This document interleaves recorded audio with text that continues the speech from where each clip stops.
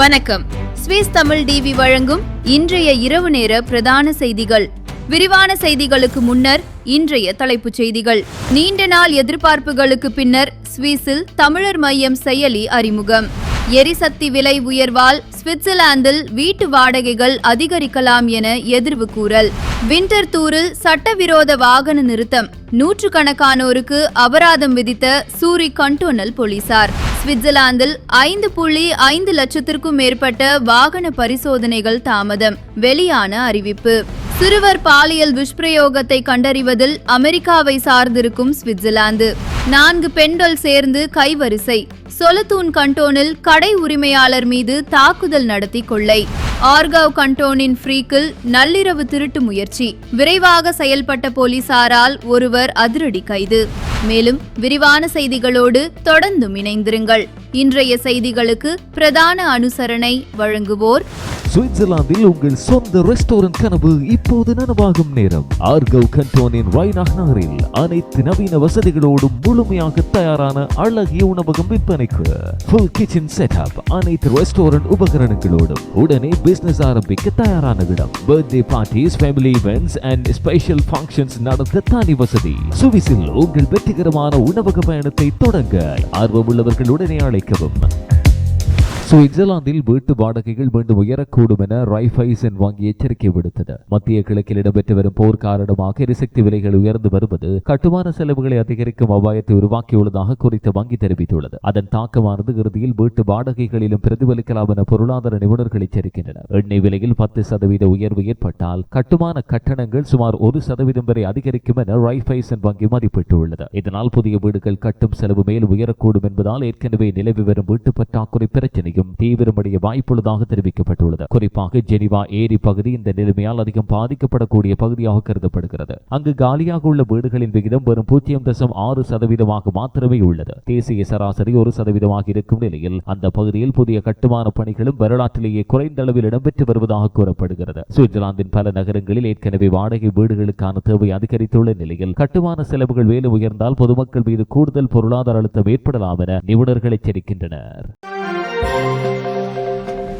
சுவிட்சர்லாந்தின் சூரிச் மாநிலத்தில் கடந்த ஞாயிறன்று பிற்பகல் ஈழத்தமிழர் வர்த்தக உலகில் முக்கியமான முன்னேற்றமாக கருதப்படும் தமிழ்ஸ் பாயிண்ட் எனப்படும் தமிழர் மையம் செயலி, இணையதளம் மற்றும் தமிழ் வர்த்தக நிறுவனங்களை ஒருங்கிணைத்த கையேடு ஆகியவற்றின் அறிமுக விழா சிறப்பாக இடம்பெற்றது. இந்த முயற்சி மக்கினன் சுப்பிரமணியம் அவர்களின் 10 ஆண்டு கால தேடல், இலக்கு மற்றும் கடின உழைப்பின் பலனாக உருவாக்கப்பட்டதாக நிகழ்வில் கூறப்பட்டது. இந்த அறிமுக விழாவில் சுவிட்சர்லாந்தில் இயங்கி வரும் தமிழ் வர்த்தக துறையின் பல தலைமுறைகளைச் சேர்ந்த தொழில் முனைவோர்கள், சமூக ஆர்வலர்கள், இன உணர்வாளர்கள் மற்றும் பல்வேறு துறைகளின் நிபுணர்கள் கலந்தனர். தமிழ்ஸ் பாயிண்ட் செயலியின் முக்கிய நோக்கம் உலகம் முழுவதும் பரவி வாழும் தமிழர் வர்த்தக நிறுவனங்களை ஒரே தளத்தின் கீழ் இணைப்பதாகும். இந்த செயலியை பதிவிறக்கம் செய்வதன் மூலம் பயனர்கள் தமக்கு அருகிலுள்ள உணவகங்கள், சில்லறை வணிக நிலையங்கள் உள்ளிட்ட பல்வேறு தமிழ் வணிக நிறுவனங்களை எளிதில் கண்டறிய முடியும் என கூறப்பட்டுள்ளது. மேலும் இந்த தளத்தில் பதிவு செய்யும் நிறுவனங்கள் முழுமையான ஆய்வுக்கு பின்னரே இணைக்கப்படுவதால் தமிழ் வர்த்தக நிறுவனங்களுக்கு மாத்திரமே இடம் அளிக்கப்படும் என்பது இதன் முக்கிய சிறப்பம்சம். இதன் மூலம் தமிழ் மக்களின் பொருளாதார பரிமாற்றம் தமிழர் சமூகத்துக்குள்ளேயே சுழல செய்யும் நோக்கமும் வலியுறுத்தப்பட்டுள்ளது. நிகழ்வில் கருத்து பகிர்ந்த அனுபவமிக்க வர்த்தக பெருமக்கள் இத்தகைய முயற்சிகள் புலம்பெயர் நாடுகளில் தமிழ் வர்த்தக சமூகத்தை மேலும் வலுப்படுத்தும் என்கின்றனர். மேலும் கல்வித்துறையில் வலிமையான சமூகமாக வளர்ந்து வரும் தமிழர்கள் வர்த்தக துறையிலும் தமது அடையாளத்தை உறுதியாக உருவாக்கி வருவதாகவும், பொருளாதார பலம் அதிகரிக்கும் போது உலகம் தமிழர்களின் பிரச்சனைகள் மற்றும் தேவைகளை கவனிக்க தொடங்கும் என்றும் கருத்துகள் வெளியிடப்பட்டன. மாறிவரும் உலக சூழலுக்கேற்ப தமிழ் சமூகத்தின் தொழில் மற்றும் வர்த்தக தளங்களை நவீனமயப்படுத்தி எதிர்காலத்தை நோக்கிய முயற்சிகளுக்கு அனைவரும் ஒத்துழைப்பு வழங்க வேண்டும் என்ற அழைப்புடனும் நிகழ்வு நிறைவடைந்தது. ஒரு ஈழத்தமிழரின் இந்த முயற்சியானது வெற்றியடைய சுவிஸ் தமிழ் ஊடகத்தின் அங்கமான சுவிஸ் தமிழ் டிவி சார்பிலும் எமது வாழ்த்துக்களை தெரிவித்துக் கொள்கிறோம்.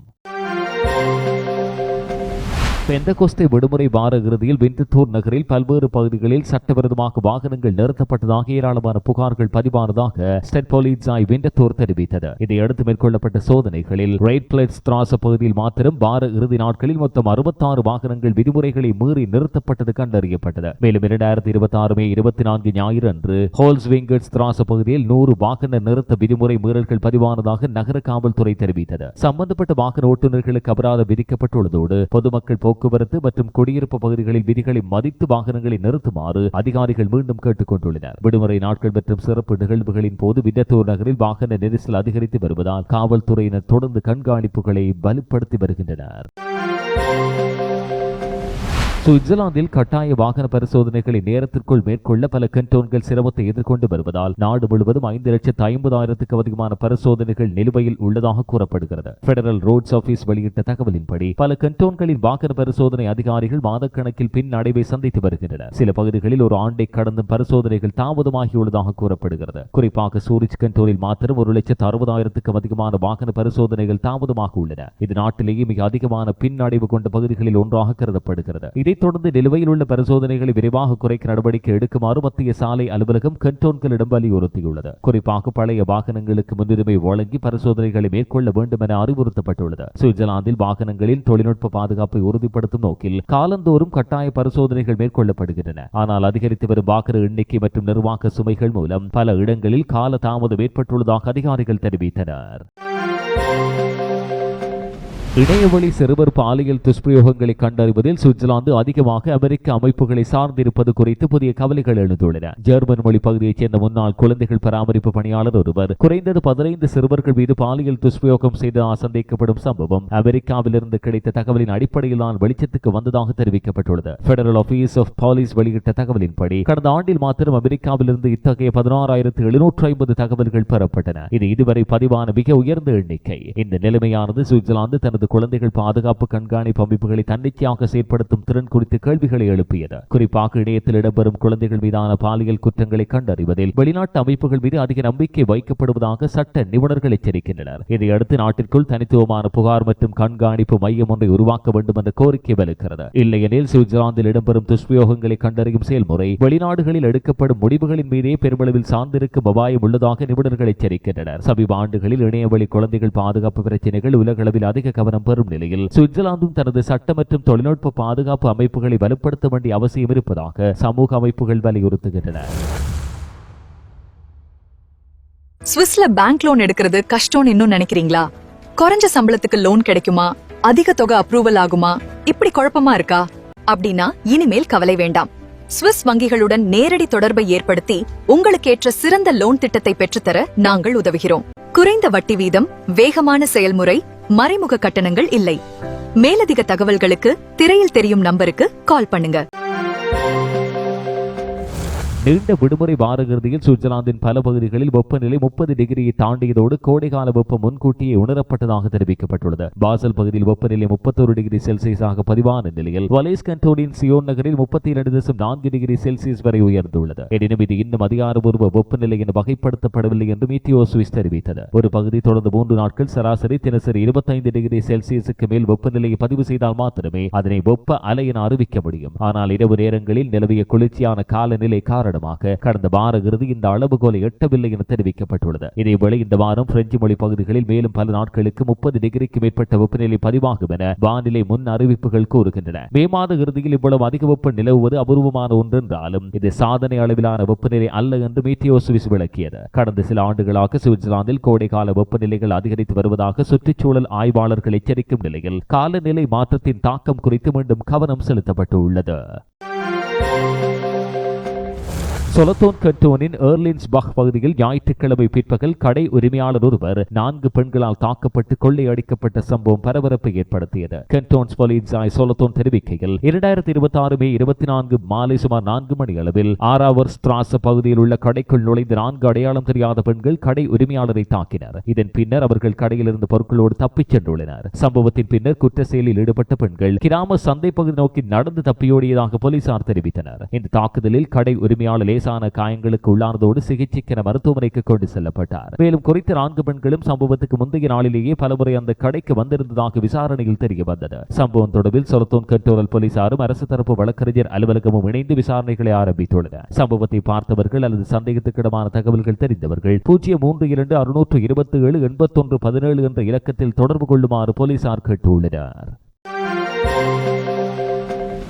ஆர்கவ் கண்டோனின் ஃப்ரெக் பகுதியில் நள்ளிரவில் இடம்பெற்ற திருட்டு முயற்சியோடு தொடர்புடைய ஒருவரை கண்டோன்ஸ் போலீசாய் ஆர்கவ் கைது செய்தது. 2026 மே 26 நள்ளிரவுக்கு பின்னர் ஃப்ரெக்கில் உள்ள தனது வீடொன்றின் கண்காணிப்பு காணொலியில் சந்தேகத்துக்கிடமாக சுற்றித் திரிந்த ஒருவர் பதிவாகியிருந்தார். அவர் அந்த பகுதியில் நிறுத்தப்பட்டிருந்த வாகனங்களை சோதனை செய்து கொண்டிருந்ததாக தெரிவிக்கப்படுகிறது. கண்காணிப்பு அமைப்பின் எச்சரிக்கையை தொடர்ந்து வீட்டு உரிமையாளர்கள் உடனடியாக போலீசை தொடர்பு கொண்டனர். அதைத் தொடர்ந்து மேற்கொள்ளப்பட்ட தேடுதல் நடவடிக்கையின் போது ஓபரஸ் ஃப்ரெக்டால் பிராந்திய போலீஸ் ரோந்து குழு அருகில் உள்ள வீட்டின் முன்பாக ஒருவர் தோட்ட கத்திரிகை பயன்படுத்தி மின்சார மிதிவண்டி பூட்டை உடைக்க முயன்றதை கண்டறிந்தது. அந்த நபர் எந்த எதிர்ப்பும் இல்லாமல் கைதானார். கைது செய்யப்பட்டவர் 21 வயதான எகிப்தியர் என்றும் அவர் சுவிட்சர்லாந்தில் தஞ்சம் கோரியவராக பதிவானதோடு ஏற்கனவே தேடப்பட்டவர்களின் பட்டியலில் இடம்பெற்றிருந்ததாகவும் தெரிய வந்துள்ளது. இவர் வழக்கமாக இடம்பெறும் இரவு நேர திருட்டு முயற்சிகளில் ஈடுபட்டிருக்கலாம் என சந்தேகிக்கும் ஆர்கவ் கண்டோனல் போலீசார் மேலதிகமாக விசாரிக்கின்றனர்.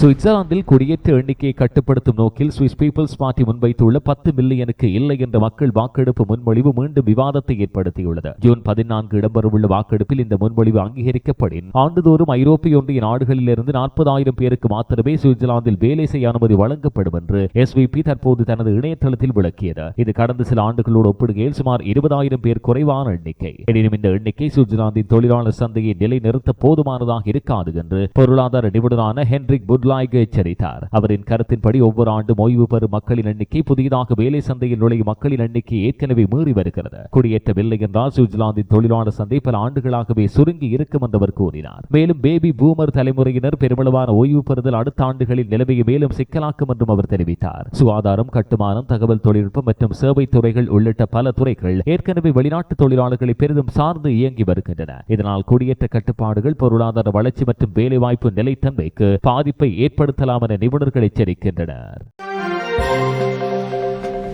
இத்தாலியின் ரோம் ஃபியூமிசினோ விமான நிலையத்தில் 19.5 கிலோகிராம் கஞ்சா போதைப் பொருளோடு சுவிட்சர்லாந்தை சேர்ந்த ஒருவர் கைதானார். கார்டியா டி பினான்சா வெளியிட்ட தகவலின்படி குறித்த போதைப் பொருள் அவர் ஒப்படைத்திருந்த பயணப்பெட்டிக்குள் மறைத்து வைக்கப்பட்டிருந்தன. இவர் தாய்லாந்தின் பேங்காக் நகரிலிருந்து வந்திருந்ததாக இத்தாலிய செய்தி நிறுவனம் அடின் குரோனோஸ் தெரிவித்தது. தென்கிழக்காசிய நாடுகளிலிருந்து வரும் சில பயணிகள் தொடர்பில் குறிப்பிட்ட ஆபத்து காரணிகள் கண்டறியப்பட்டதை அடுத்து அதிகாரிகள் தீவிர கண்காணிப்பில் ஈடுபட்டனர். 2022 ஆண்டு தாய்லாந்தில் கஞ்சா தொடர்பான சட்டங்கள் தளர்த்தப்பட்டதில் இருந்து இத்தாலிக்கான போதைப்பொருள் கடத்தல் கணிசமாக உயர்ந்துள்ளதாக விசாரணைகள் தெரிவிக்கின்றன. குற்றவியல் குழுக்கள் கஞ்சாவை வெற்றிட பொதிகளாக அடைத்து பயண பெட்டிகளில் அதிக அளவில் அடுக்கக்கூடிய வகையில் தயாரிப்பதுடன் சரக்குகளை கண்காணிக்க ஜியோ லொகேஷன் சாதனங்களையும் பயன்படுத்தி வருவதாக அதிகாரிகள் தெரிவித்தனர். 2024 முதல் 26 வரையிலான காலத்தில் ரோம் விமான நிலையத்தில் மேற்கொள்ளப்பட்ட போலீஸ் நடவடிக்கைகளின் மூலம் 35 போதைப்பொருள் கடத்தல்காரர்கள் கைதானதோடு 830 கிலோகிராமுக்கும் அதிகமான கஞ்சா பறிமுதல் செய்யப்பட்டுள்ளமையும் குறிப்பிடத்தக்கது.